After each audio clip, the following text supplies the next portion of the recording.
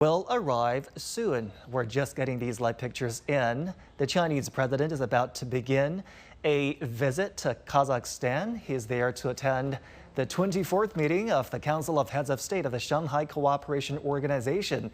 He is also there to pay state visits to Kazakhstan and later Tajikistan. And make sure you stay with us right here on CGTN as we bring you comprehensive coverage of the Chinese president's trip.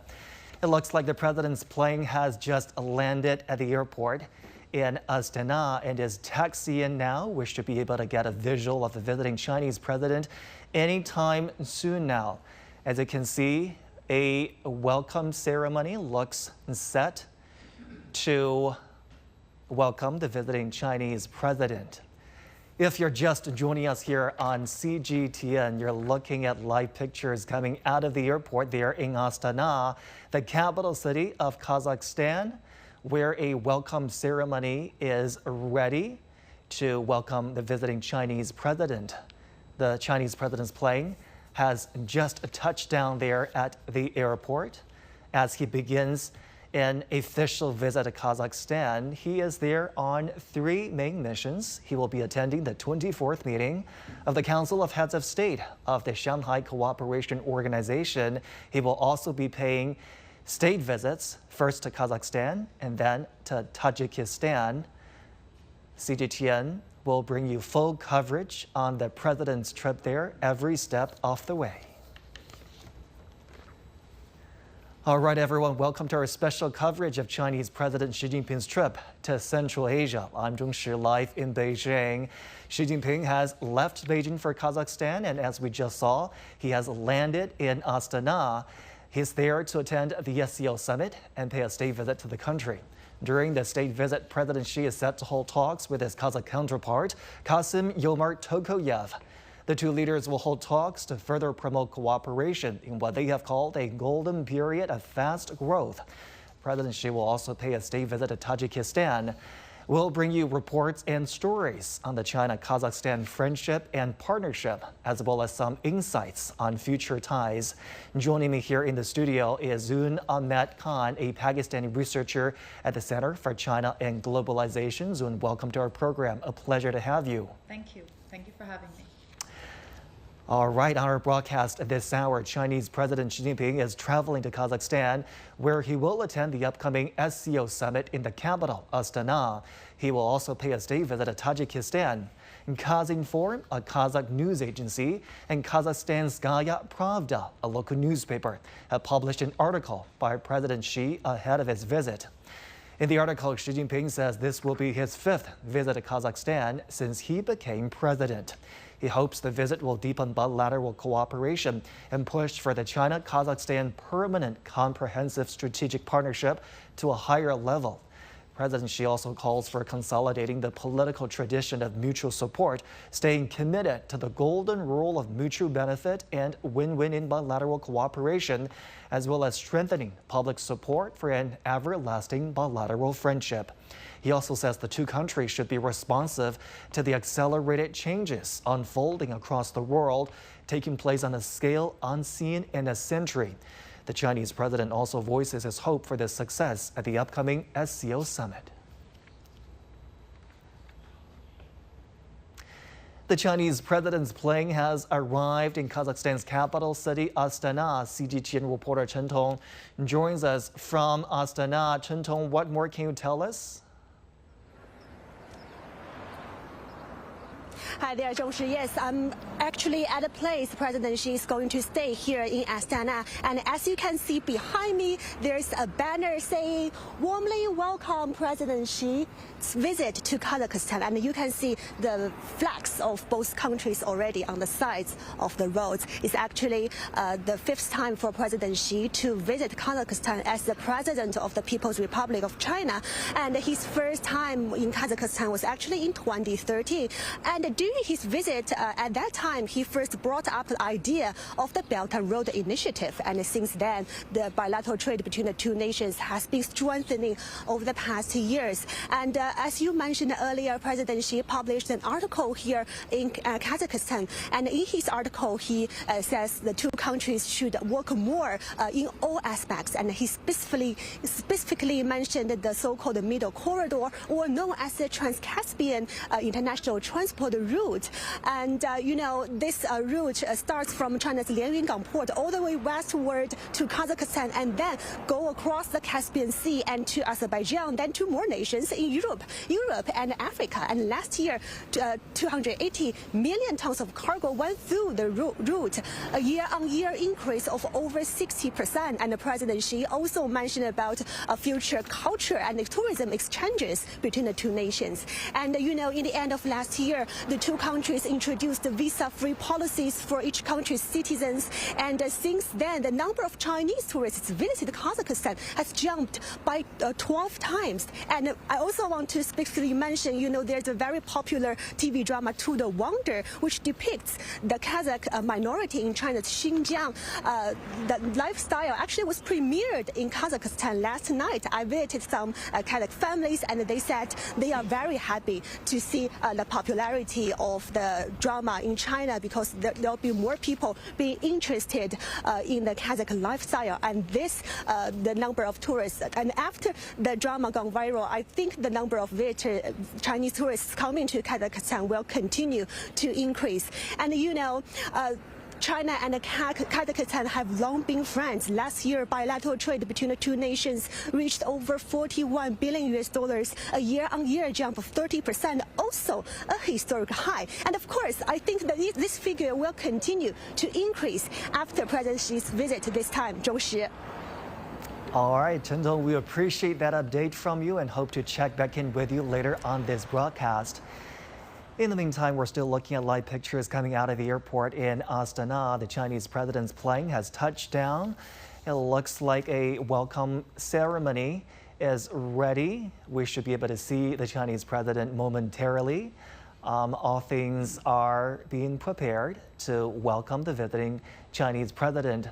Again, if you're just joining us here, the Chinese president is making his way to Kazakhstan for three main missions. He will first be attending the 24th meeting of the Council of Heads of State of the Shanghai Cooperation Organization. We will also see him engage with officials in Kazakhstan for a state visit, and of course later to pay a state visit to Tajikistan. All right, I'm now joined in the studio by Zun Ahmed Khan, research fellow at the Center for China and Globalization. It looks like the trip is off to a good start. The Chinese president's plane touching down on time. Zun, let me first get your take on the general relations between China and Kazakhstan. You see this relationship is being sustained by very high-level exchanges and frequent exchanges between the highest leaderships of both countries. What is your general observation of the bilateral relationship as it stands right now? Well, firstly, Zhongshe, thank you for having me. And let me, before we delve into the importance of the further deepening, the exponentially deepening bilateral relations between China and Kazakhstan, let's also look at, this is a really historic moment that we are observing today. Especially, when we talk about the Shanghai Cooperation Organization, the emphasis is the Shanghai spirit.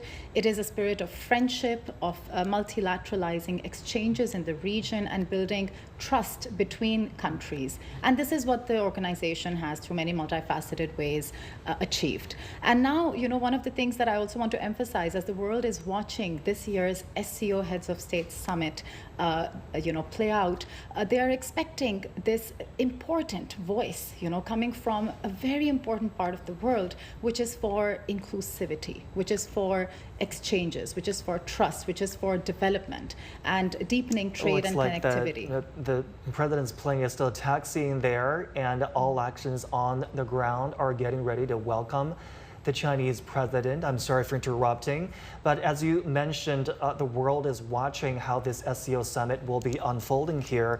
This is a regional organization that has had tremendous success in maintaining security across the region. Of course, it's not just a security bloc, it goes beyond much of that. So when the world watches this summit unfold this year, what do you think we can expect? There's that possible inclusion of new members. Again, the Chinese president's plane taxiing there at the airport in Astana. We will bring you live coverage and full coverage of when the Chinese president steps out of the plane to begin his official visit to Kazakhstan. In the meantime, I'm talking with my studio guest, Zun here, about the importance of the SCO and what we can expect from the summit this year. Zun? Well, of course, in recent years, if you look at, for example, the mission, when the SCO, the Shanghai Cooperation Organization, was founded, both Kazakhstan and China were founding members, obviously. The mission was to combat the three evil forces: separatism, extremism, and terrorism, right? And with that, the approach really is, and this is also a quote from President Xi, has emphasized consistently that peace is a prerequisite for prosperity, and prosperity and peace are deeply interlinked. So what we see in the day-to-day, let's first, for the people watching this, for those observing the SCO summit this year, let's first emphasize that the SCO operates obviously with the RATS mechanism, which is particularly counterterrorism and deepening counterterrorism and security exchanges between members. There have been immense successes in these countries as a collective, the member countries, to be able to combat these challenges that we face. But also it is about multifaceted development, and the SCO countries, the member countries, face similar challenges. So what we can expect this year, for example, will be that there will be more concrete decisions. Of course, the inclusion of the 10th SCO member, this is also historic. Belarus is expected to be a permanent member after Iran has recently been inducted as the 9th permanent member. This is positive. Maybe we can expect deeper exchanges in the expectations of the recent expansion of the organization, as we have more observers and dialogue partners since last year. And we can also expect more tangible efforts when it comes to tangible issues such as trade. One of the themes that the host country has set this year is innovative new solutions to the challenges we face collectively. So what we might be looking at is how can the SCO as a mechanism really facilitate the connectivity that the member organizations seek to achieve.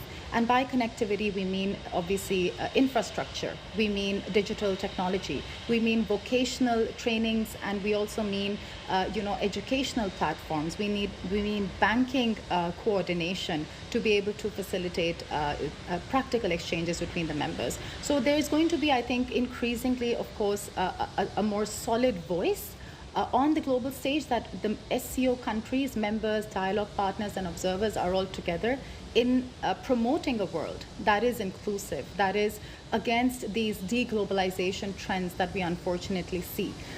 We will see a greater interest in the SCO as an organization, in the decisions that come out of this summit. But I think most significantly, tangibly, we will see some practical, outcomes in terms of precisely how the member organizations can expect trade relations to be further deepened, how different economic corridors, for example, we have the SCO, we know that the Belt and Road Initiative was also announced in Kazakhstan in 2013. Essentially, how can the Belt and Road Initiative deepen the communication and connectivity between member states? And let's not forget that at the center, of these member countries, this expanding organization is also a country, Afghanistan, which I think this is also, this will be a focus, that how can the member organizations together think of better solutions, political solutions for more lasting, stability in the region.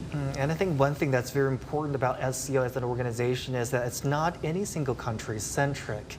The Shanghai spirit, as you mentioned, emphasis on mutual participation, mutual decision making, that is evident in its decision making process, in rotating presidencies, the structure and the mechanism that have upheld SCO as a regional organization.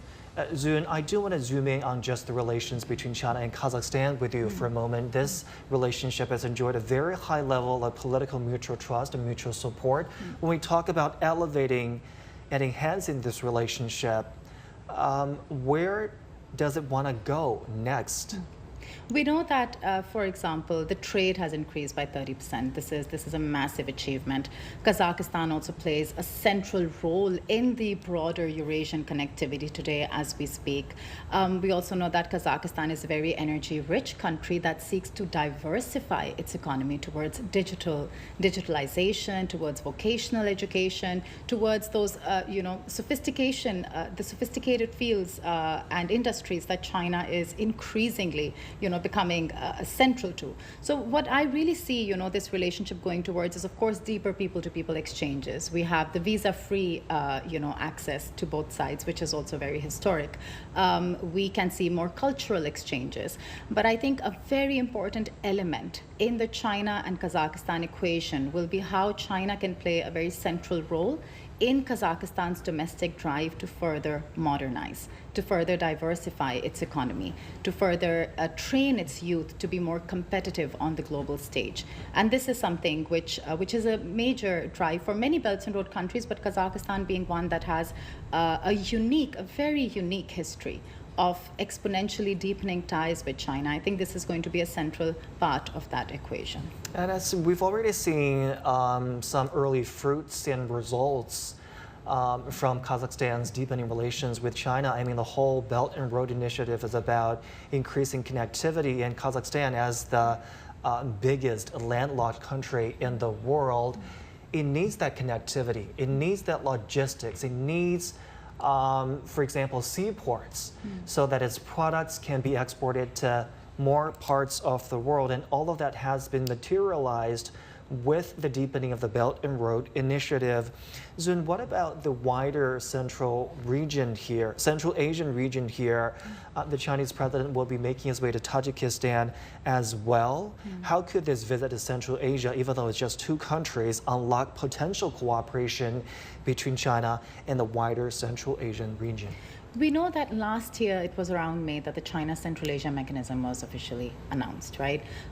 We know that Central Asia as a region, the more synergy there is within Belt and Road regions, the greater the opportunities, the untapped potential to create synergy within the region in terms of broader policy can be achieved. I think we're getting visuals of the host here, Kazakhstan's President Tokayev, making his way to the airport. He's obviously on site to welcome the visiting guest, Chinese President Xi Jinping, whose plane has touched down and stopped in Taxian. We should be able to get pictures of both leaders very soon.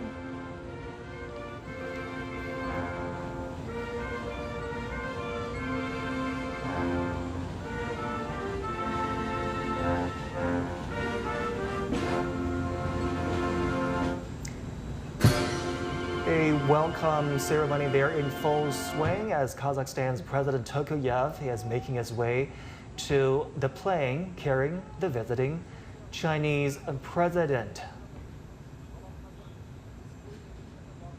Now, these are old friends, aren't they, Zun? Tokayev made two visits to China last year and one visit to China this year, attending the Boao Forum for Asia in Hainan province. The two leaders have enjoyed rather frequent exchanges over the years, which is one very important element in this strong neighborly relationship between China and Kazakhstan. And he's making a point of welcoming the Chinese president in person at the airport, which also speaks volume about this head of diplomacy that China attaches great importance to.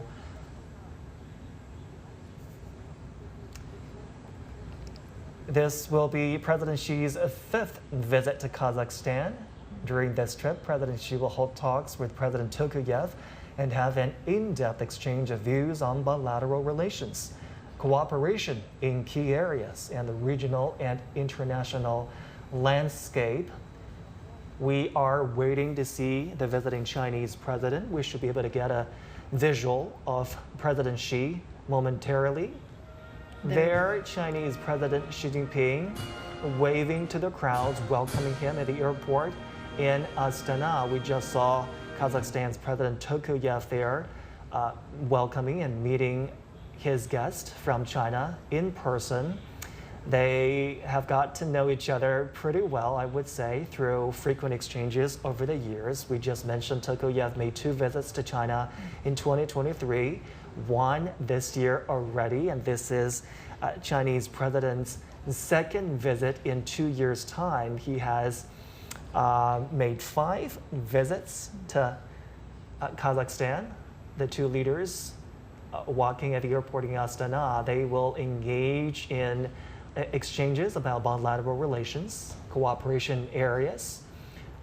We know some of the events that will be wrote out for the visiting Chinese president, including, of course, this welcoming ceremony at the airport. As we see, there will be a signing ceremony, there will be a welcoming banquet. So a lot of opportunities for the 2 leaders to exchange ideas.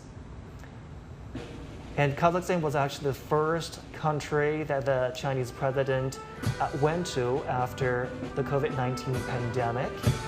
So there you can see how this country holds a special place for the Chinese leader. Kazakhstan is China's friendly neighbor and a permanent, comprehensive, strategic partner. Since the establishment of diplomatic ties 32 years ago, China-Kazakhstan relations have grown with a sound and steady momentum. They have a wide range of cooperation in trade and economy, investment, connectivity, energy, cultural and people-to-people exchanges. China regards the bilateral ties as a good example of good neighborliness, of friendship, and mutually beneficial cooperation between neighboring countries. As I was just saying just now, in 2022, President Xi made his first overseas trip after the COVID pandemic to Kazakhstan, setting in motion a new golden 30 years of bilateral cooperation. And since May 2023, Tokayev has visited China 3 times, indicating a frequent exchange of visits at the highest level between China and Kazakhstan. They're visiting Chinese President Xi Jinping, standing by Kazakhstan's President Tokayev as a welcoming ceremony is wrote out for the visiting guest from China. All of this coming live from the airport in Astana, Kazakhstan.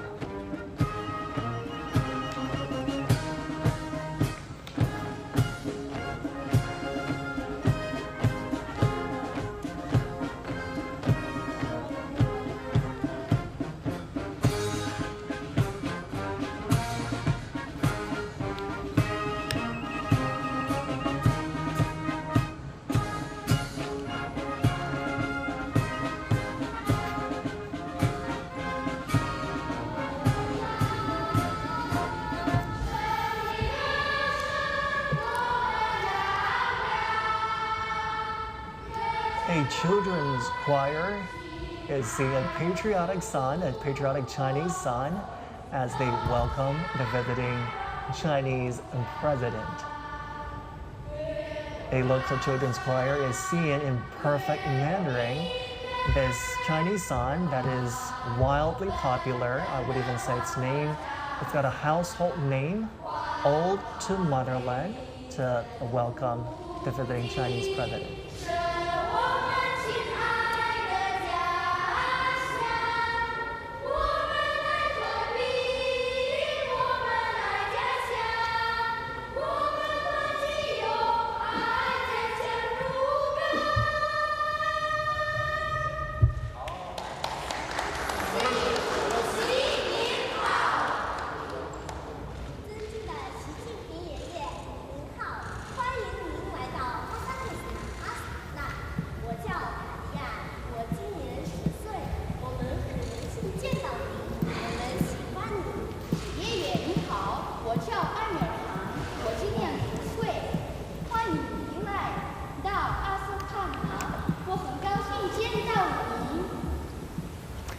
The children are speaking in perfect Mandarin to the visiting Chinese president.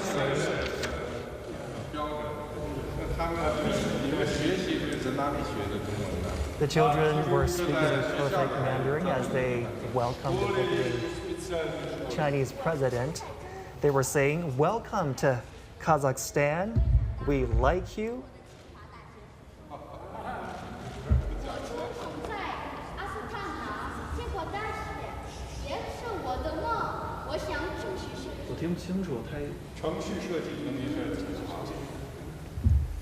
It's a beautiful gesture as the children not only sang in beautiful patriotic Chinese song, they were speaking Mandarin to the visiting Chinese president. It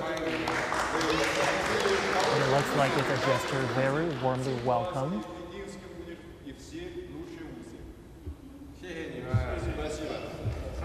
President Xi is saying thank you very much.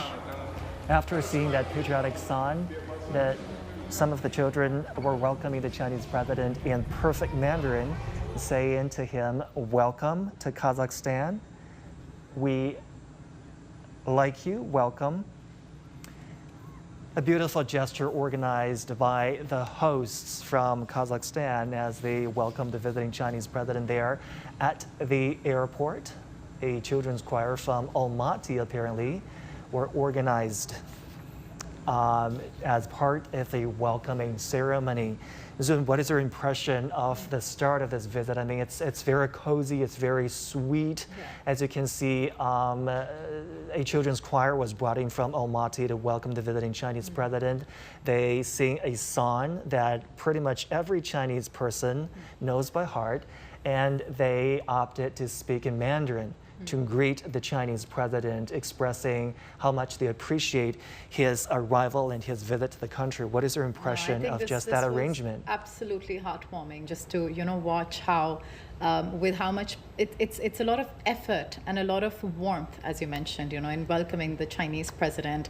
The way the children, especially speaking perfect Mandarin, introducing themselves and warmly welcoming President Xi. I think it's hard for anyone watching this, whether they're Chinese, whether they're Kazakh from any other part of the world, to not feel that friendliness, that that exceptional aspect of this bilateral relationship and the friendship between both the heads of states. So I think, this really sets a very good precedent, a very good standard on how countries should be interacting with each other. Like we also say, at the end, the Shanghai Cooperation Organization is the Shanghai spirit. And for myself, since 2017, since especially Pakistan also became a permanent member, I've been very lucky to be in those communities at times that seek and strive to build this bond of friendship, recognizing that these parts of the world have millennia of history, actually. Like,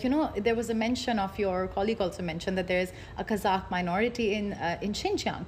That is a very important historic mutual connection between China and Kazakhstan. And that's the kind of connection that many, many SCO countries actually have with one another. We have similar perspectives. We really value hospitality. We have shared histories. So I think, this welcome is actually very symbolic and very is deeply, connected with what we think of, what the SCO member countries think of when they speak of a Shanghai spirit. They speak of a friendship. They speak of building trust. They speak of building, a community, which is, we say, a community with a shared future. But the way to really build that is to have these moments where we are completely relatable to each other, where we make each other feel hospitality, warmth, our mutual connection. And I think that friendship, a lot of people I'm sure discuss this. A lot of commentators in the world like to compare the SCO with NATO or other organizations. The SCO is very different, because the SCO is about human bonds. And a lot of the conversations are about cultural cooperation, people-to-people connectivity. So I think this, and compare that with, many other, some blocs in the world that are more divisive, in nature. This welcome is something that for me is actually very central. This sentiment is central to what I think of when I would, observe or understand the SCO as an organization. Diplomatic ties between China and Kazakhstan stretch back 32 years. I want to also talk to you about how both sides have gone out of their way to safeguard this relationship. We're also looking at live pictures of the president's motorcade making their way to the hotel. The presidents from China and Kazakhstan just had a welcome ceremony at the airport in Astana. It looks like they're making their way to the next stop. We will be sure to bring you coverage of the president's trip to Kazakhstan every step of the way. They are now driving from the airport to the first item on the president's agenda. At this time, the two presidents will engage in a series of events. We're talking about bilateral meetings. We're talking about signing ceremonies, welcoming banquets, all of that. Make sure you stay with us right here on CGTN. We were talking about how this relationship has enjoyed profound mutual trust, stretching back 32 years. How have they made sure that they can just build on this very strong political trust in safeguarding this relationship? I think one thing you mentioned that's very important, that struck me, as the commonality between China and many of these Central Asian countries. Can you talk to us a little bit about how they're trying to not just safeguard, but also nourish and cultivate this relationship? Well, of course, we can say 32 years of diplomatic relations, but actually these people, the people of China and the people of Kazakhstan have had centuries and millennia of relations, of connectivity. The ancient Silk Road, it isn't, these are histories that these parts of the world remember and they resonate with. So I think one of the secrets to China-Kazakhstan relations is obviously that, when, for instance, even the SCO was established, whatever misunderstandings could have existed, within the region were addressed, and this becomes a very important starting point or point to move further. But I think one of the reasons that China and Kazakhstan are able to, like you said, nourish and cultivate this relationship is because there's a strong understanding of the mutuality, of the mutual, gains in this relationship as well, and the mutual history. A history of collaboration, cooperation, and cultural connectivity. I think this is at the very core. This is a very important aspect to remember. 32 years, but actually we have centuries, and both the sides really cherish that history. So to remind ourselves that history is something which is relevant today. It is something that should be guiding us in our present and our future relations. I think that is obviously central. And in the end, any region, any countries, we cannot take for granted trust, friendship, good relations with any country. And at the same time, we cannot assume that a country that we have maybe misunderstandings with will forever, indefinitely be an adversary. And I think that open-mindedness is something that both China and Kazakhstan do share. There has to be a sense of pragmatism and a sense of agency in our relations. The agency means that if for instance there could be any reason for any misunderstanding, there could be a point where a certain business community is engaged with one another and there were some misunderstandings. As countries, as nations, as governments, and as people, we should have a strong sense of agency that we can address those misunderstandings. And I think over 32 years, it is impossible that there obviously must have been, some moments where, both sides were negotiating and maybe some outcomes had to be interpreted or discussed more deeply, or there might be two businesses engaging one another could have had misunderstandings as well. That's natural.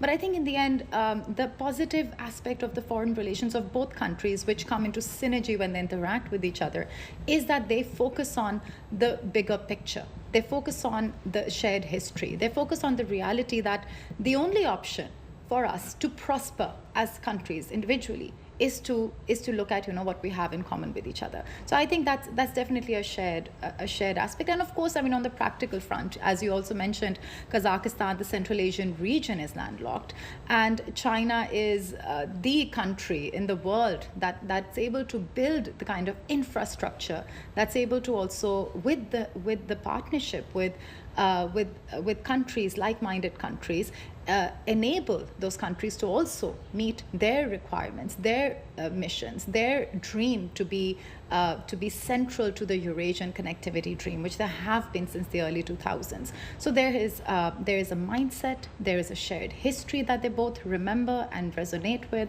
There are practical interests involved, and both have met each other, have been able to understand the demands on each side. So I think that delivering on a practical level is central.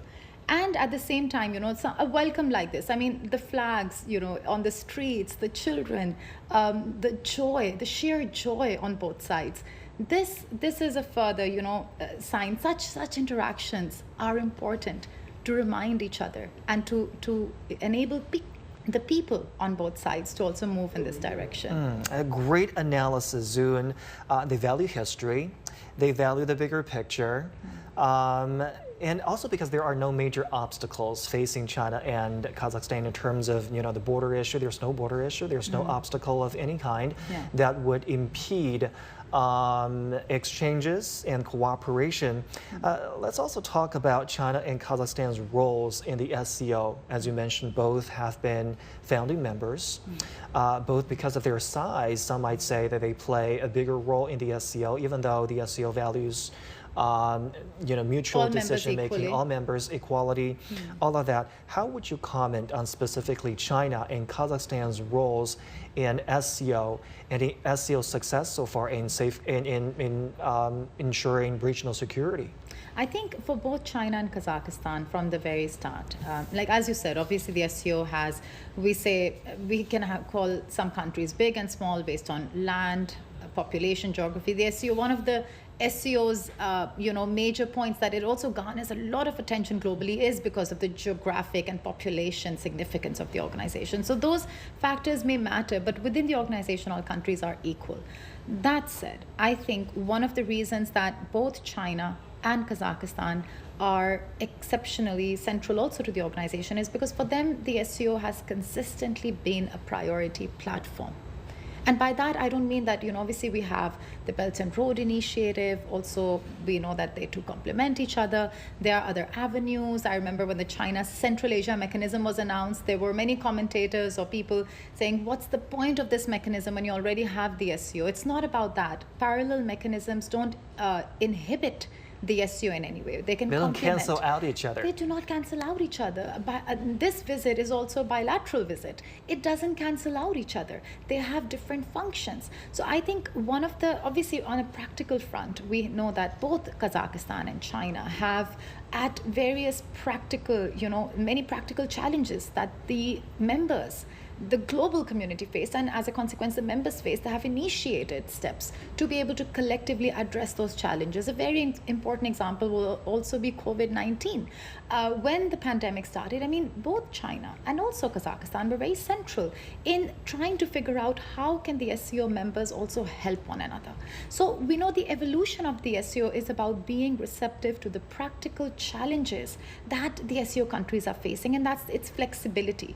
That's how it's a very dynamic organization as well. So I would say the fact that even if, let's say, the COVID-19 pandemic is being addressed as Belt and Road countries, as China South Asia countries, as China Central Asia, to make sure that is also a mandate on the SCO has been very central to complementing those goals and to ensure that the SCO remains an organization that serves as the kind of platform that it is today. Because today we know that the region may have countries with misunderstandings. We know that maybe it will take us decades or perhaps longer to address the outlying issues, even border issues between some other member countries. But to make sure that the SCO is dynamic, is responsive, is a central priority also for both Kazakhstan and China, I'd say. So we appreciate that insight. Do stay with me here on our program. I'll be back with you later on. We do want to check in with CGTN reporter Chen Tong live in Astana. Chen Tong, we just saw the president's motorcade driving through the streets of Astana and the cheering crowds there to welcome President Xi. What is the latest in Astana? Yes, we are at a place President Xi is going to stay in Kazakhstan this time. And as you can see, locals, they are more than ready to welcome President Xi's visit. And I've actually talked to some locals, and they told me, China and Kazakhstan have long been friends. So that's the reason why they are here today to welcome the arrival of President Xi. As I mentioned earlier, it has been the 5th time for President Xi to visit Kazakhstan as the president of the People's Republic of China.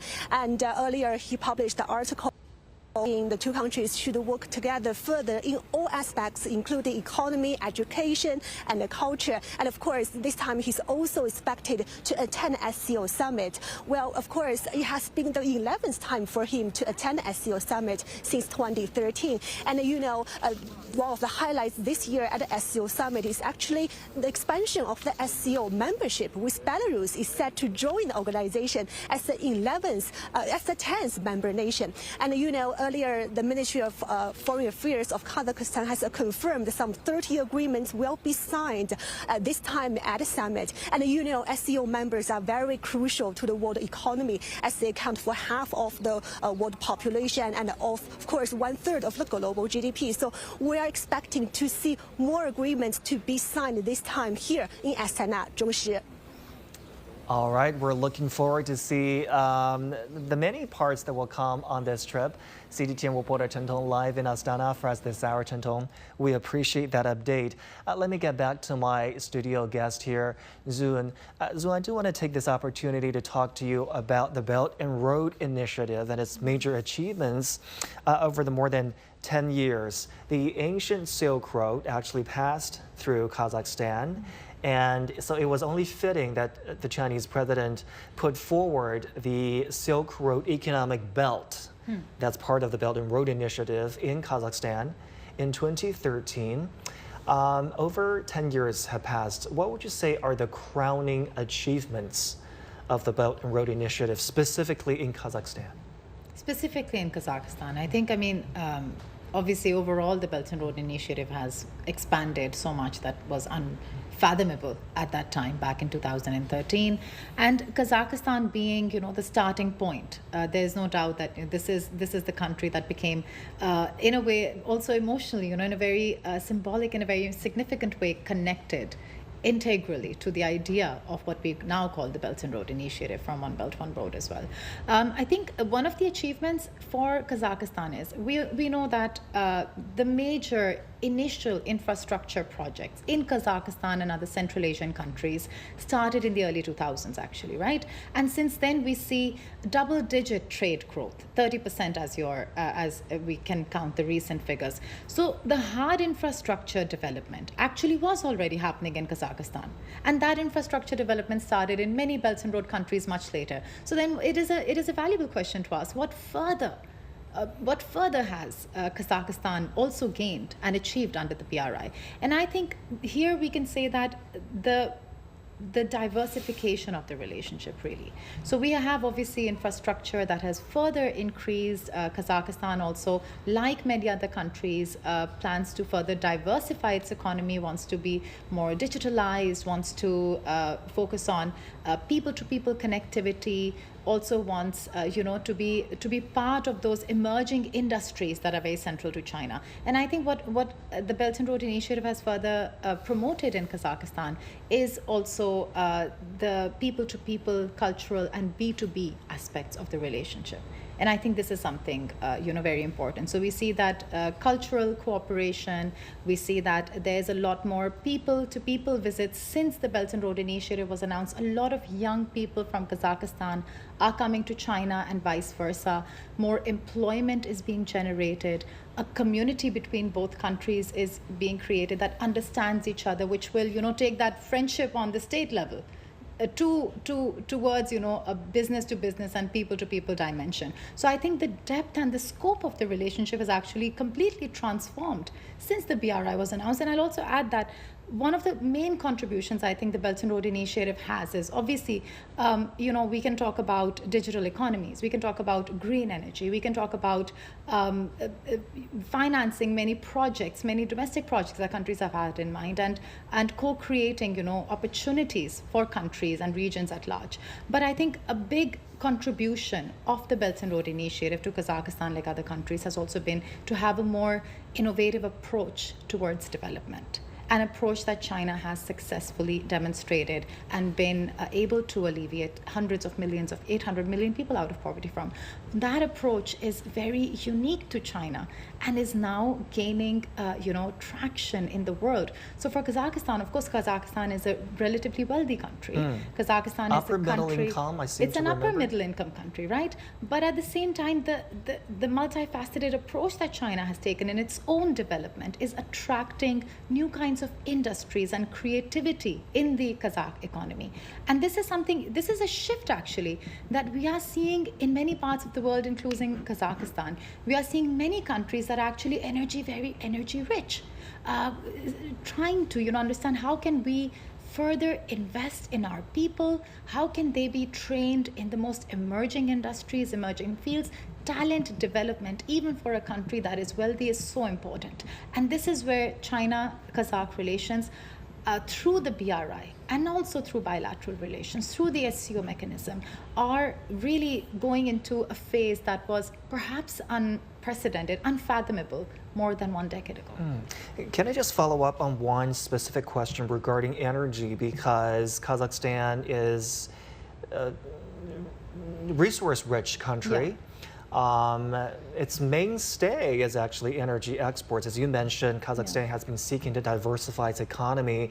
So what are some of its strategies, and how can China help in that process of diversifying Kazakhstan's economy?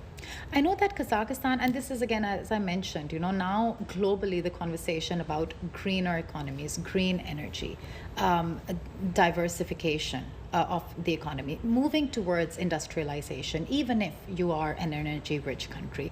This is all important. Kazakhstan's domestic policy, as I've understood in the last few years, has also been receptive to these trends. So they're also seeking to not only explore more solar energy, other more environmentally cleaner, greener. Soon, again, we're looking at the president's motorcade driving through the streets of Astana.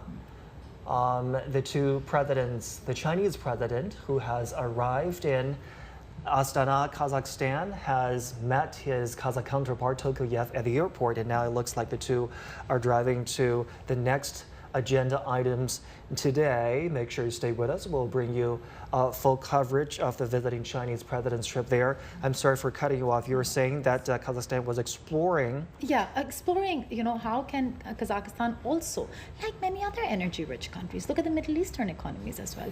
These conversations are happening on regional and global levels that the world actually needs to transition towards cleaner energy sources. Now, of course, we do not deny, nobody denies that today Kazakhstan's energy resources are a great wealth to the country, but that receptivity, that we also need to be prepared for a greener future, has been there for Kazakhstan as it has been for many other similar countries. So Kazakhstan's own strategy of green energy is something really aligned with China's own investment in this sector. China is the country investing the most in renewables. China is the country that's able to, also in countries like my own, where there wasn't even a demand for renewable energy initially, to be able to create those platforms and make these this kind of infrastructure more affordable and available for many other countries. So I think for Kazakhstan, that diversification that they seek, is something that China is very central to.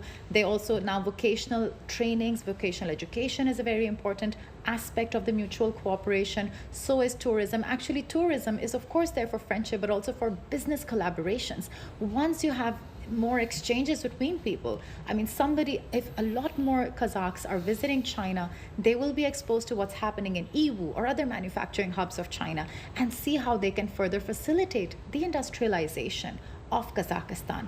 This is how various countries in the world, Kazakhstan being one of them, can further diversify, and this is a way for them to ensure that their youth remain not just relevant but ahead of the curve as much as possible.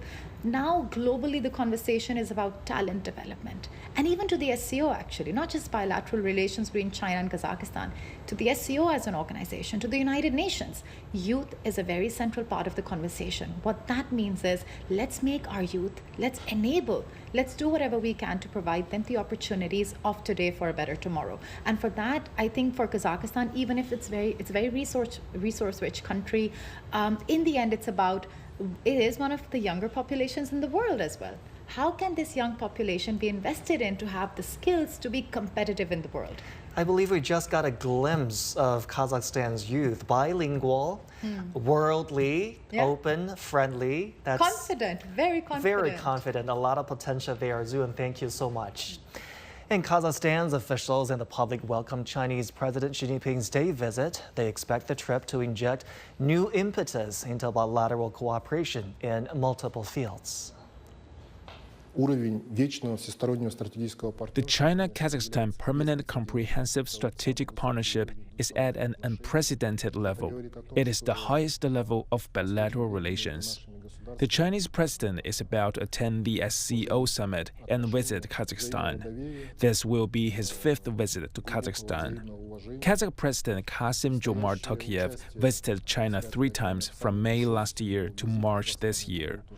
All these things show that there is a very close and friendly relationship between the two heads of state, which has injected impetus and a strong momentum into the development of bilateral relations. Relations between China and Kazakhstan have a solid foundation. The leaders of our two countries also share a deep friendship, which is crucial for the future development of bilateral relations. Every year, we publish the China Perception Index, which finds that people's favorable opinion of China in Kazakhstan is increasing every year.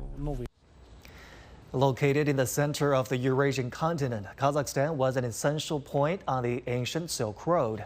It is also where Chinese President Xi Jinping first proposed jointly building the Belt and Road Initiative. In recent years, China and Kazakhstan have cooperated closely in transportation projects such as a railway infrastructure. The railway line between Kazakhstan's Donetsk and Mayinti is a Belt and Road Cooperation project and part of Kazakhstan's Bright Road economic policy. Scheduled for completion in 2025, the line will further enhance Kazakhstan's role in international freight transportation. China is Kazakhstan's most important strategic partner and investor. Investment brings impetus to development. We have many cooperation projects with China. All of them are mutually beneficial. I'm now joined in the studio by Professor Victor Gao of Soochow University and Zun Ahmed Khan. Welcome to our special coverage. Professor Gao, let me ask you about this trip by the Chinese president. He said one part is about the further high quality development of the Belt and Road Initiative. Zun and I were just talking about some elements of what that high quality concept may entail. What in your mind, Professor Gao, does high quality Belt and Road Initiative mean here? Thank you very much for having me. First of all, the BRI initiative has been 10 years in the making, and I think the rest of the world understands the BRI much better. It has transformed itself from a concept to a very substantive reality. But on the other hand, I do think BRI need to be upgraded and further improved. Why? Because the world is changing rapidly. We are talking about AI revolution. We are talking about cyberspace. We are talking about new connectivities like financial connectivity, technology connectivity, and also how to really deliver real results for the people rather than focusing purely on the infrastructure, for example. So I think the BRI need to be further expanded, upgraded, adding more contents, more substance to the pure concept of connectivity, and going forward, generating more meaningful jobs, in particular, to the people along all these major BRI projects. Zun, can I ask about your understanding of higher quality? Also, 10, 11 years has seen tangible results delivered from the Belt and Road Initiative. Going into the future, how can this initiative reflect many of the changes Professor Gao mentioned, the rise of AI, geopolitical tensions, all of these challenges and threats? Well, I think, of course, in 10 years, the world has also transformed in many ways. What was imagined at that time in Kazakhstan when the Silk Road Economic Belt and the One Belt, One Road was being discussed, it was still an idea that had some concepts. But now we see, as Professor Gao mentioned, the practical manifestation of those concepts. One thing I will say that when we talk about a high quality Belt and Road initiative, on the one hand, we also mean, let's prepare the Belt and Road countries, let's prepare us, a majority of the world to be able to face the global challenges, to be able to also capitalize on the emerging industries of the world, which are central now. We are all affected by developments in AI, and if we are not prepared, we could be on the end that we have. Many of these countries have seen each other for centuries when they were dominated by stronger countries. I think that is one element of the high quality Belt and Road initiative, where we will talk more precisely about high-end industries. Another aspect of the Belt and Road initiative being high quality is also to ensure that it is fruitful, it is giving results, it has socioeconomic impact. Let's not just say that we will build a lot of projects, a lot of trains, a lot of roads, a lot of railways. Let's talk about that is built. How are we going to consume that? How is all of that going to benefit the economies of the countries along the Belt and Road? How is it going to benefit people? So high quality also, in my view, in my understanding and how many countries along the BRI interpreted, also means that let's look at the results on job creation, the results on poverty alleviation, the results for improving food security, improving energy security, improving relations, the quality of what the Belt and Road investments and interactions are resulting in has to be gauged through that more human-centric lens as well. Professor Gao, China and Kazakhstan already enjoy a very high level of political mutual trust, high level of top leadership exchanges. When we talk about enhancing this relationship, how do we go around doing that? They're already permanent, comprehensive strategic partners. In what direction are the two countries taking this relationship next? Well, from the Chinese perspective, Kazakhstan is such an important and big, gigantic neighboring country. We share more than 1,000 kilometers of border. I've been to Kazakhstan many times, and I really appreciate the great potential of Kazakhstan. You may know, before the Belt and Road Initiative, Kazakhstan was very much of a landlocked country, furthest away from the ocean than any other country, actually. But now Kazakhstan is becoming a hub of transportation from east to the west, and also from southward to the Indian Ocean.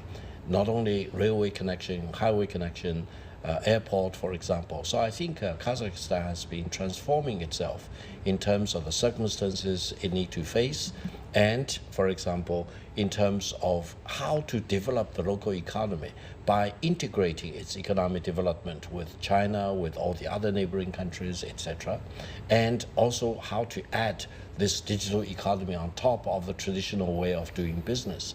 I think there are many ways China and Kazakhstan can really think about how to upgrade their cooperation. Going forward, people-to-people exchanges are very important. I know many people from Kazakhstan who are studying in China, getting their PhD in Chinese universities. And if you go to Astana or other major Kazakhstan cities, you see Chinese companies setting up ventures over there, cooperating with the local business communities very much. I hope the economies of these two great countries will be more and more integrated going forward. In terms of the SCO mechanism, both China and Kazakhstan were founding members. They have played pivotal roles in the evolution of the SCO.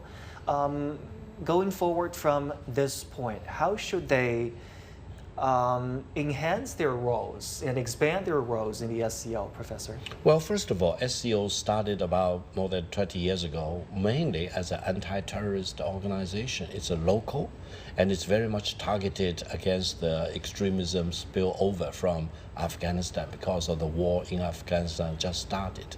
I think over the past 2 decades or so, SCO has changed and transformed its mandate. It's not only anti-terrorism, which remains a very important mission, of course, but more and more regional security, regional development, providing a strong, sustainable backbone for sustainable development in this part of the world. Now, you asked about the SCO. If I have two requests or two desires, for example, one is that we need to create all the conditions so that eventually Afghanistan will qualify to become an observer to start with and then a full member eventually.